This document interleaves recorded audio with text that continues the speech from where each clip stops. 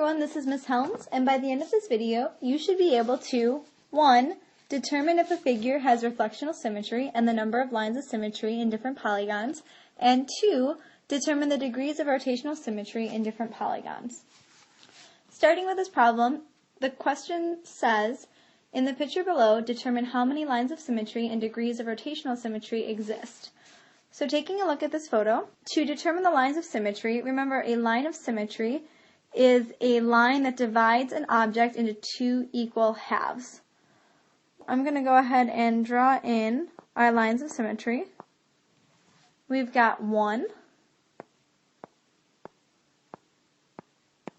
2,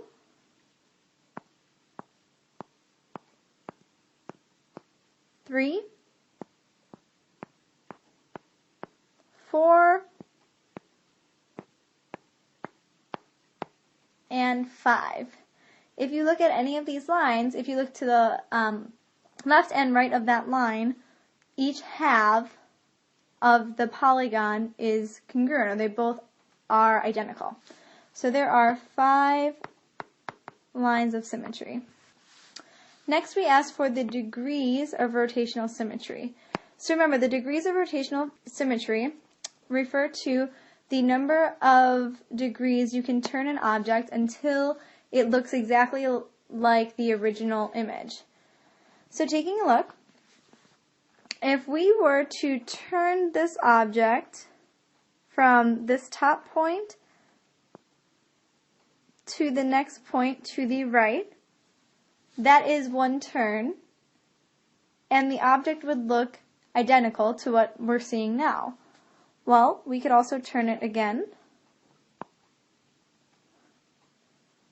So that's 1 turn, 2 turns, 3 turns, 4 turns, and last but not least, to get us back to the original, 5 turns. So we are able to rotate this object 5 times before completing 360 degrees and returning back to the original image.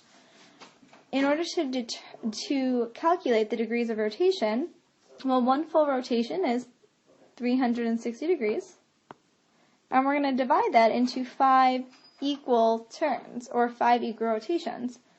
So the total that we get, 72 degrees. So therefore, the degrees of rotation, or the degree that you would have to rotate the object in order to see the exact same image, would be 72 degrees. Nice work!